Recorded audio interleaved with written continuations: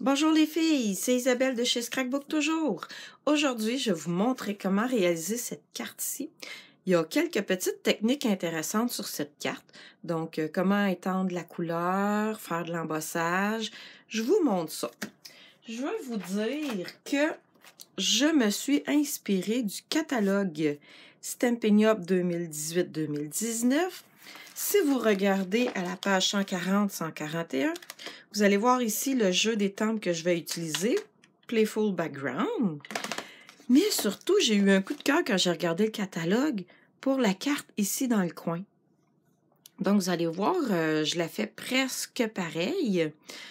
Je la trouvais très belle. Je l'ai fait dans des couleurs différentes. Donc, gênez-vous pas pour vous inspirer du catalogue. Et si vous aimeriez recevoir un catalogue, sachez que je l'envoie gratuitement dans votre première commande que je peux faire livrer chez vous. Le catalogue est gratuit. Donc, je vous montre ma carte.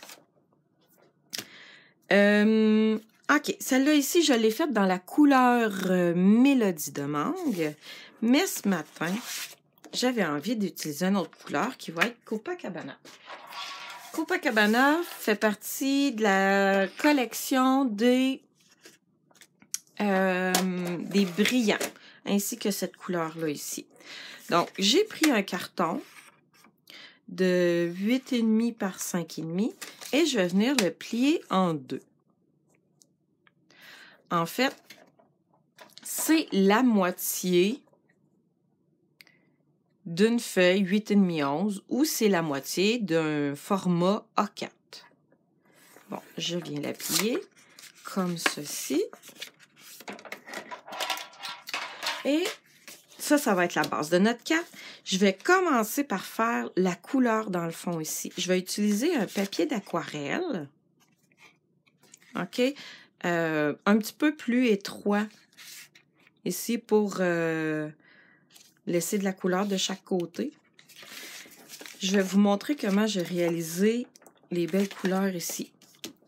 En fait, j'ai commencé par prendre ma petite bouteille d'eau avec mon papier aquarelle. Puis là, j'ai pas de protection. Je vais mettre un petit peu d'eau de push-push sur mon carton pour qu'il soit quand même assez humide. Donc, mon carton est humide. Maintenant, qu'est-ce que je vais faire? C'est que je vais venir prendre ma couleur la plus pâle, parce que je vais utiliser ces deux couleurs-là, Copacabana et BD Bermude. Je vais venir tapoter mon couvercle de pâte d'encre dans mon boîtier, comme ça, pour venir récupérer. Vous allez voir, il y a de la couleur ici. C'est cette couleur-là ici que je veux venir chercher. Donc, je vais tapoter encore un peu plus.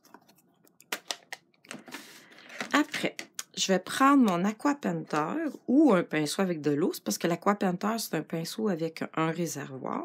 Je vais venir chercher mon encre et je vais venir la déposer un peu partout sur mon carton mouillé. Vous pourriez tout aussi bien utiliser un marqueur. Là, je le mets sur une surface glissante ici, mais ça pourrait être sur n'importe quelle surface de plastique. Vous pourriez venir chercher la couleur. Donc, j'en mets un petit peu partout comme ça. J'essaie de ne pas en mettre. Je ne veux pas colorier mon carton au complet. Je veux vraiment en mettre à quelques endroits. En tapotant, je réussis à mettre de la couleur un peu partout. Si je voudrais que ma couleur soit un petit peu plus foncée, qu'est-ce que je ferais? C'est que je laisserais sécher mon carton complètement. Et je viendrais en remettre un petit peu par après en remettant de l'encre avec mon Aqua Painter. Donc, j'en mets un petit peu comme ça, un peu partout. Et je fais sécher. Si il arriverait que vous ayez des grosses gouttes d'encre, prenez un papier mouchoir, puis venez juste comme ça ici. Venez les chercher, ça va enlever l'excédent de couleur. Je vais fermer mon pad d'encre. Pour les besoins de la cause, j'en avais déjà préparé un avec l'encre Cabana. Celui-là est entièrement sèche. Donc, maintenant, qu'est-ce que je vais faire? C'est que je vais venir faire les petits points. Je vais utiliser mon encre plus foncée avec mon jeu d'étampes Playful Background. Attendez un petit peu, il faut que je... Quand c'est des étampes transparentes comme celle-ci en polymère, c'est toujours préférable d'utiliser un petit tapis ici pour permettre un meilleur étampage. Ça, c'est le tapis Stampin' Pierce qui est dans le catalogue. C'est comme un petit tapis de souris, là. C'est une petite mousse. Je vais venir prendre mon encre et je vais venir étamper de manière aléatoire mon image de petits points.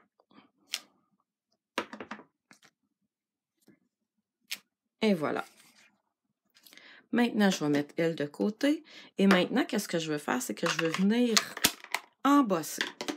Donc, vous voyez ici, j'ai mis des petits ronds et je l'ai embossé avec la poudre or. C'est ce que je vais faire. Donc, pour embosser, toujours besoin d'une petite poche qui va enlever, je cherche le mot là, qui va permettre à la poudre de bien adhérer, mais surtout d'enlever toutes les petites, la petite poudre qui va coller un peu partout. Voyons, je cherche le mot. Je vais venir prendre le Versamac et je vais venir étamper avec mon autre image de petits points. Encore une fois, je vais les mettre aléatoires sur mon carton.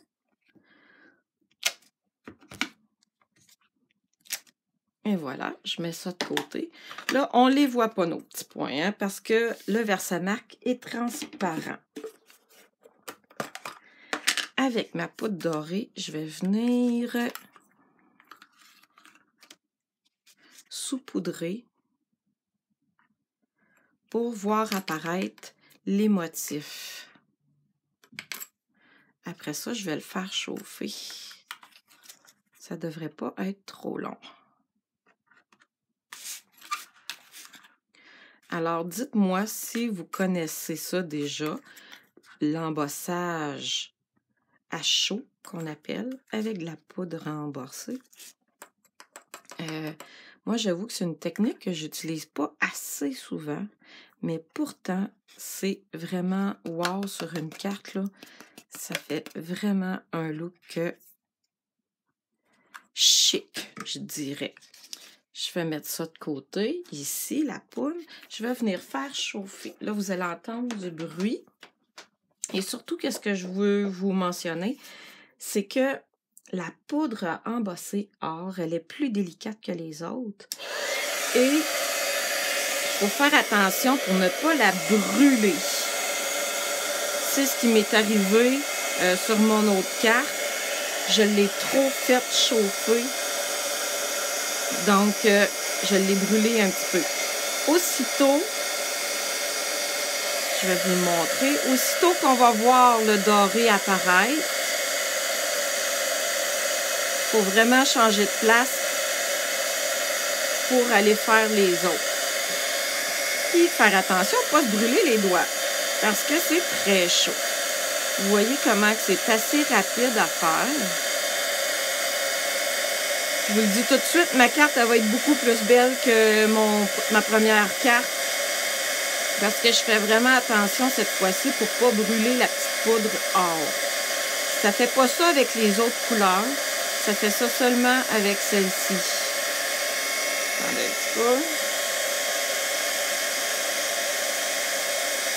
Aussitôt que ça change de couleur, qu'on voit que le doré est tout arrivé, on arrête. Je vais essayer de vous le montrer. Je ne sais pas si vous allez voir la différence. Est-ce que vous voyez ici comment que c'est doré? Ici, c'est un petit peu plus terne, c'est un petit peu plus mat. C'est parce que j'ai fait, c'est ça. J'ai fait brûler ma poudre. Je vais venir compléter ma carte. Hey, wow! Avec le carton en dessous, là, je trouve ça vraiment beau. Je peux coller mon carton aquarelle. Le carton aquarelle, vu qu'il y a eu de l'eau dessus et du gaufrage, le carton, il a comme un petit peu ondulé. Donc, j'y vais plus généreusement avec la colle que d'habitude. Parce que sinon, ça va coller tout croche. En fait, la carte va se mettre à onduler elle aussi.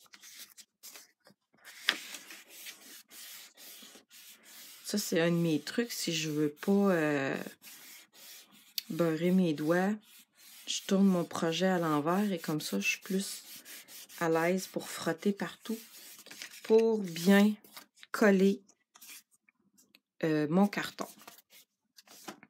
Et voilà. Maintenant, je vais faire mon petite étiquette. J'ai envie de le faire en Copacabana.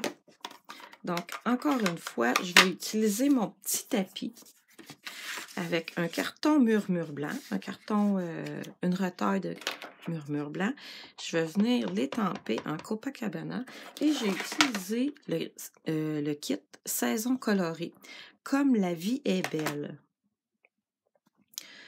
Donc, si vous avez du matériel qui vous tape dans l'œil, comme on dit, que vous aimeriez vous procurer, n'hésitez pas à me contacter. Je vais utiliser mon poinçon pour venir me faire une belle étiquette, comme ceci.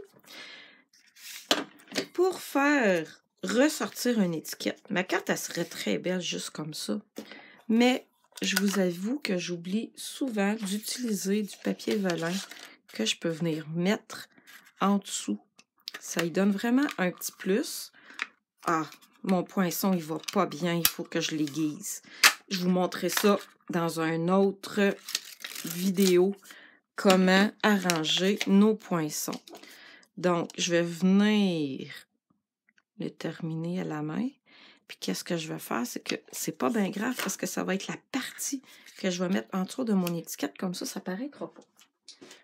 Il y a toujours moyen de s'arranger pour pas que nos petits dégâts, ben c'est pas un dégât là, mais les petits accidents qui arrivent, ça paraisse pas. Donc, je vais venir coller mon rond en velin. Je sais pas si vous avez remarqué, j'ai fait ça vite. J'ai mis la colle en dessous de mon étiquette. Fait que comme ça, en séchant, si ça fait une tache de colle, ça paraîtra pas. Je vais venir lui ajouter un petit fil métallisé doré. Attendez un petit peu. Ça, il faut vraiment que je prenne le temps de faire un petit rouleau comme ça dans mes doigts. Je vais venir prendre un dimensionnel. Encore une fois, il faut que je fasse attention pour venir le mettre sous mon étiquette parce que c'est là que je vais mettre mon petit dimensionnel pour tenir mon petit fil doré. Fait que comme ça va être ni vu ni connu. Ça paraîtra pas. Je vais venir... Il me reste à venir poser mon étiquette et à venir mettre des petits brillants dessus. Attendez un petit peu. Des fois, ça arrive comme ça.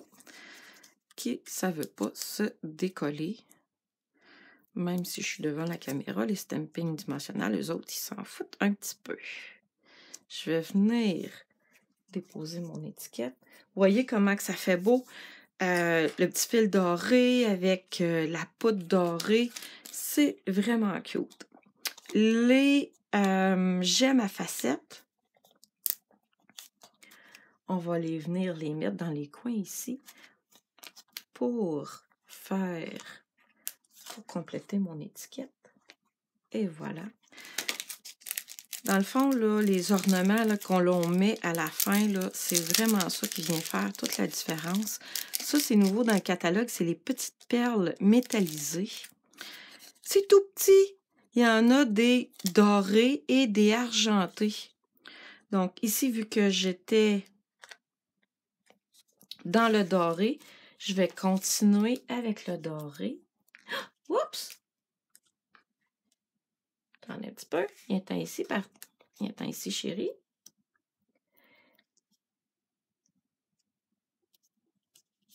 On en met quelques-unes un peu partout. En fait, quand on en met là, des petits ornements comme ça, on essaie d'y aller par trio.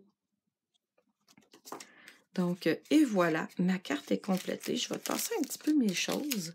J'espère que je vous ai appris des petites techniques. J'espère que je vous ai donné envie d'utiliser de la poudre à embosser sur vos projets. Ça fait vraiment une différence. Donc, dites-moi si vous avez un faible pour la Copacabana ou si vous avez un faible pour Mélodie de Mangue. Moi, après avoir fait les deux, j'avoue que je pense que j'ai un faible pour le bleu. Donc, je vous souhaite une super belle fin de journée. N'hésitez pas à me contacter si vous avez des questions, si vous avez une commande. Et venez me suivre sur ma page Facebook Scrapbook Toujours et sur mon blog scrapbooktoujours.com. Bonne journée, gang!